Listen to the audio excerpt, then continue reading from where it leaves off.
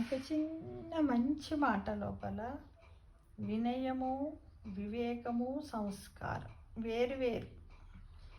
అంటే వినయము లేని విద్య, వివేకము లేని విజ్ఞానం, సంస్కారము లేని చదువు, ఎంత ఉన్నా ప్రయోజనము సున్నా.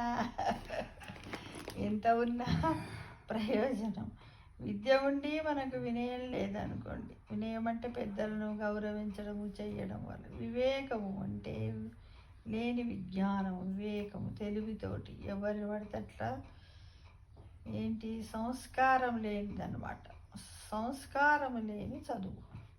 నువ్వు మస్తు తీస్తావు కానీ ఇతరులను ఎలా చూడాలి, సంఘంలో ఎలా ఉండాలి, సోషల్ వాల్యూస్ ఎట్లా అనే విషయం తెలియనప్పుడు ఎన్ని ఉన్నా అంటే ఇవి ఎన్ని ఉన్నా ఎంత ఉన్నా ప్రయోజనం మాత్రం సున్నా అని గమనించాలి.